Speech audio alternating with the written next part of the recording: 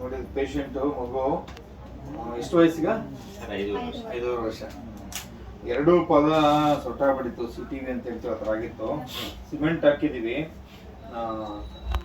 ಎರಡೂ ಪದ ಈಗ ಸ್ಟ್ರೈಟ್ ಆಗ್ಬಿಟ್ಟಿದೆ. ಮಗು ಆರಾಮಾಗಿ 2019 ಹುಟ್ಟಿದ ಮಗು, ಪಾದ ಎರಡೂ ಈ ಥರ ಸೊಟ್ಬಿಟ್ಬಿಟ್ಟಿತ್ತು. ನೀಟಾಗಿ ಸಿಮೆಂಟಲ್ಲೇ ತುಂಬ ಚೆನ್ನಾಗಿ ಬಂದೆ. ಪ್ಯಾಂಟರ್ ಫುಡ್ ಅಂತ ಕ್ಲೀನಾಗಿ ಮೇಂಟೈನ್ ಆಗಿದೆ. ಮಗುನು ಚೆನ್ನಾಗಿ ನಡೆಯುತ್ತೆ, ಓಡೋದೆಲ್ಲ ಮಾಡ್ತಾಳಲ್ಲ, ಓಡೋದು, ಜಂಪ್ ಮಾಡೋದು, ಆಟ ಆಡೋದೆಲ್ಲ ಮಾಡ್ತಾಳೆ, ಸೈಕ್ಲಿಂಗ್ ಮಾಡ್ತಾಳೆ, ಎಲ್ಲ ಆಕ್ಟಿವಿಟೀಸ್ ಮಾಡ್ತಾರಮ್ಮ. ಬೆಸ್ಟ್ ಪಾರ್ಟ್ ಅಂದ್ರೆ ಮಗು ಹುಟ್ಟಂಗ ತೋರ್ಸೋದು, ಅದು ಇಂಪಾರ್ಟೆಂಟ್. ಹುಟ್ಟದಲ್ಲೇ ತೋರಿಸ್ಬಿಟ್ರೆ 15 ಡೇಸ್ ಅಲ್ಲಿ ನಾವು ಈಗ ರೆಫರ್ ಮಾಡಿದ್ವಿ ಪ್ರಗತಿಯಿಂದ ಅಲ್ಲಿಗೆ. ಕರೆಕ್ಟ್. ಬೆಳಗ್ಗೆ 10 ಗಂಟೆಗೆ ಹುಟ್ಟಿದ ಅವಾಗ್ಲೇನೆ ಬಹಳ ಒಳ್ಳೆ ಕೆಲಸ. ಮತ್ತೆ ಕೆಲವರಿಗೆಲ್ಲ ಏನಿರುತ್ತೆ ಮನಸ್ಸಲ್ಲಿ ಅಂದ್ರೆ ಹಂಗೆ ಸರಿ ಹೋಗುತ್ತೆ, ಅಥವಾ ಎಣ್ಣೆ ಹಾಕಿ ನಿಲ್ವಣ, ನಡೀತಾ ನಡೆಸಿರೋದು, ಅದೆಲ್ಲ ಹೋಗಿ ರೆಡಿ ಮಾಡಿಸ್ತೀನಿ, ಅದು ಇದು ಅಂತ ಹೇಳ್ತಾರೆ. ಚಿಕಿತ್ಸೆ ಅವೆಲ್ಲ ಬೇಡ. ನಾ ಹೇಳಿದ ಬೆಸ್ಟ್ ಟ್ರೀಟ್ಮೆಂಟ್ ಅದು ಪಾಸಿಟಿವ್ ಮೆಥಡ್ ಅಂತ. 5 ಸಲ ಕ್ಲೀನಾಗಿ ಬಂದ್ಬಿಡುತ್ತೆ. ಸೊ ಅದನ್ನ ಮೇಂಟೈನ್ ಮಾಡ್ಕೊಂಡ್ರೆ ತುಂಬಾ ಅನುಕೂಲ ಆಗುತ್ತೆ. ಇಲ್ದವ್ರು ಆ ಥರ ಚೊಟ್ಟ ಕಾಲಿದ್ರೆ ಎಷ್ಟು ತೊಂದರೆ. ಹೆಣ್ಮಗು ತುಂಬಾ ಸಫರ್ ಪಡ್ತಾ ಇದ್ವಿ, ಹುಟ್ಟಾಗ್ಲೇ ಸಫರ್ ಪಡ್ತಾ ಇದ್ವಿ. ಬಟ್ ಇದೇನಾಗ್ತದೆ ಅಂತ ಅನ್ಕೊಂಡು ಆಕ್ಚುಲಿ ಬಂದು ಇಲ್ಲಿಗೆ ರೆಫರ್ ಮಾಡಿದ್ರೆ ತುಂಬಾ ಅಡ್ವಾಂಟೇಜ್ ಇದೆ.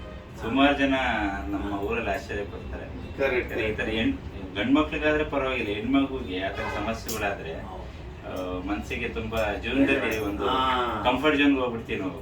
ಹೌದು, ಈ ತರ ಆಗೋಯ್ತಲ್ಲ, ಜಿಗುಪ್ಸೆ ಆಗ್ಬಿಡುತ್ತೆ. ಜಿಗುಪ್ಸೆ. ಇಲ್ಲಿ ಬಂದ್ಮೇಲೆ ಸರ್ ಆಗಿದ್ದೀವಿ. ಏನು ಯೋಚನೆ ಮಾಡೋ ಅವಶ್ಯಕತೆ ಇಲ್ಲ, ಚೆನ್ನಾಗಿದೆ. ಎಲ್ಲಾ ತರನೇ ಮಗುವಿಗ ಆಕ್ಟಿವ್ ಆಗಿ ಓಡಾಡ್ತಾಳೆ, ಸಮಸ್ಯೆ ಏನಿಲ್ಲ. ನಾನು ನೋಡಿದಾಗ ನಾನೇ ಕೇಳ್ಬೇಕು ಯಾವ ಕಾಲಮ್ಮ ಅಂತ. ನೀವು ನೋಡಿ 2 ಕಾಲ ಸೊ ಏನು ತೊಂದರೆ ಇಲ್ಲ, ಚೆನ್ನಾಗಾಗುತ್ತೆ, ಚೆನ್ನಾಗಿದ್ದಾಳೆ, ಚೆನ್ನಾಗಿ ನೋಡ್ಕೊಳ್ಳಿ ಅಷ್ಟೇ.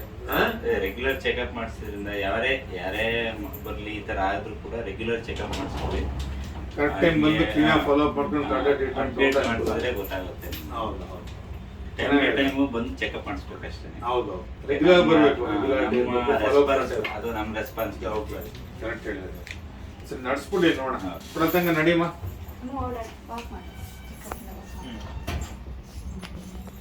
ಅಲ್ಲಿ ತನಕ ಹೋಗ್ಬಿಟ್ರೆ ಆಗಲ್ಲಮ್ಮ. ಈ ಕಡೆ ಲೆಗ್ ಫೋಕಸ್ ಮಾಡು. ಸೊ ಮಗು ಫುಲ್ ಇಮ್ಡಿ ಬಾರ್ ಹಾಕಿ ಪ್ಲಾಂಟರ್ ಫುಡ್ ಅಂತ ಈ ತರ ನೀಟಾಗಿ ನಡೀತಾ ಇದೆ. ಸೊ ಎಲ್ಲ ಆಕ್ಟಿವಿಟೀಸ್ ಮಾಡ್ತಾರೆ. ಇನ್ನೊಂದ್ಸಲ ಕ್ಯಾಮ್ರಾ ಇದೆ ನೋಡಿ, ವಿಡಿಯೋ ಮಾಡ್ತಾರೆ. ಕ್ಲೀನಾಗಿ ಹೋಗ್ತಾ ಆರಾಮಾಗಿ ಎಲ್ಲ ಮಗಳು ತರ ನಾರ್ಮಲ್ ಆಗಿದೆ, ಏನ್ ಸಮಸ್ಯೆ ಇಲ್ಲ. ಈ ತರ ಇರ್ತ ಪಾದ ಹೀಗಾಗಿದೆ ಅಂದ್ರೆ ಇಟ್ಸ್ ಅ ಮಿರಾಕಲ್. ಕರೆಕ್ಟ್. ಯಾಕಂದ್ರೆ ನಾವು ಅದ್ರ ಬಗ್ಗೆ ಫೋಕಸ್ ಮಾಡಕ್ ಹೋದ್ರೆ ಇದು ಆಗ್ತದ ಆಗಲ್ವಾ ಅನ್ಕೊಂಡಿದ್ದೀವಿ. ತಂದೆಯಾಗಿ ಮಗಳು ಜವಾಬ್ದಾರಿ ಇರುತ್ತೆ.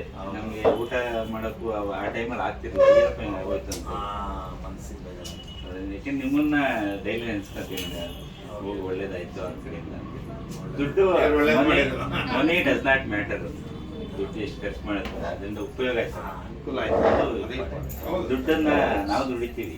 ಹೌದೌದು, ಅರ್ನಿಂಗ್ಸ್ ಅದೆಲ್ಲ ಲೆಕ್ಕ. ಹುಷಾರಾಯ್ತಾ? ಅದು ಇಂಪಾರ್ಟೆಂಟ್. ಮಗು ಫ್ಯೂಚರ್ ಚೆನ್ನಾಗಾಯ್ತಾ? ಎಲ್ಲಾ ಮಕ್ಕಳ ತರ ಆಟ ಆಡ್ತಾರೆ, ಸ್ಪೋರ್ಟ್ಸ್ ಮಾಡ್ಬೋದು, ಎಲ್ಲಾ ಮಾಡ್ಬೋದು, ಎಲ್ಲ ಮಾಡ್ಬೋದು. ಇನ್ನೊಂದು ವಿಚಾರ ಹೇಳ್ಬೇಕು ಅಂದ್ರೆ ಯಾರು ಕೂಡ ಜೀನ್ಸ್ ಅಲ್ಲಿ ಮದುವೆ ಆಗೋದು ತುಂಬಾ ಸಮಸ್ಯೆ ಆಗ್ತದೆ. ಅದು ಫ್ಯಾಮಿಲಿ ರಿಲೇಷನ್ಸ್ ಅಲ್ಲಿ ಮದುವೆ ಆಗೋದು ಕೆಲವು ಸಮಸ್ಯೆ ಆಗುತ್ತೆ. ಸ್ವಲ್ಪ ಅವಾಯ್ಡ್ ಮಾಡ್ಕೊಂಡು ಕನ್ಸಂಗ್ನೆಸ್ ಮ್ಯಾರೇಜ್ ಅಂತ ಹೇಳ್ತೀವಿ.